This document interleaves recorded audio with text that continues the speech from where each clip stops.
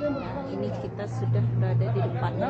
Ini anak itu Istana Basa Pagaruyan ini tampakannya seperti ini. Sama dengan ciri khas rumah gadang Sumatera Barat pada umumnya, dan memiliki gonjong. Anak ibu dapat lihat, dan perbedaan Istana Basa Pagaruyan ini dengan istana yang lain atau mungkin lain, dia bertingkat. Dan ini anak ibu nampak lihat dindingnya didominasi oleh ukiran, berbagai ukiran khas Minangkabau, dan bagian tengahnya seolah agak lebih rendah atau melengkung dari bagian tepi pinggirnya kiri dan kanan. Karena Istana Basa Pagaruyan ini merupakan istana rumah gadang Ratu Gajah Arab.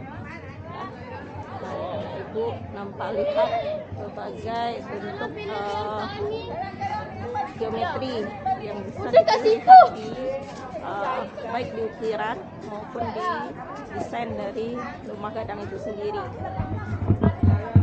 Ibu dapat lihat berbagai bentuk bangun dasar yang bisa kita lihat dari dinding maupun bentuk atap dari Istana Basa Pagaruyan ini.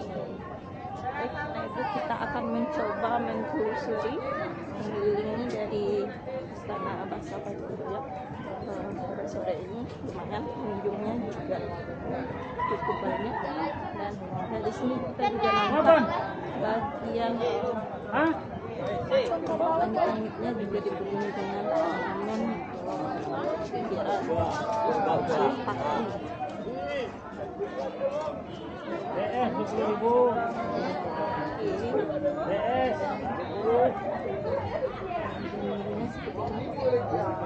Gabungan dari segi panjang yang latarnya berbentuk persegi panjang dan dipenuhi oleh berbagai ukiran, dan juga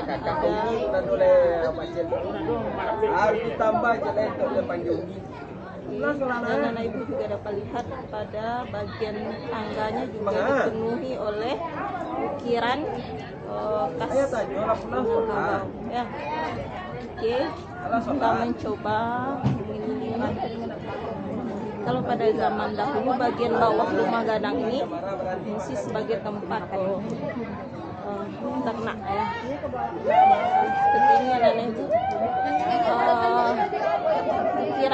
ukiran yang mendominasi dinding dari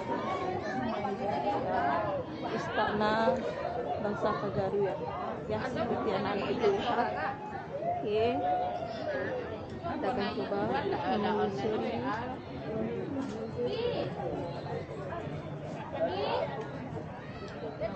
Dari sini kita bisa menemui berbagai bentuk segi banyak, baik bentuk yang latarnya itu berupa segitiga ataupun segi empat.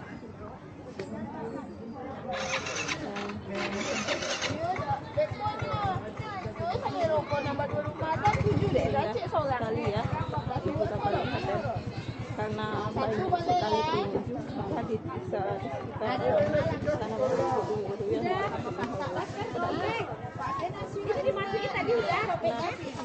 bagian belakangnya,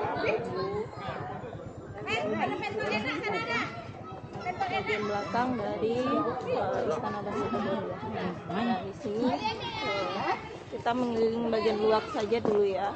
Dan ini bagian dapur dari Istana Basa Pagaruyan.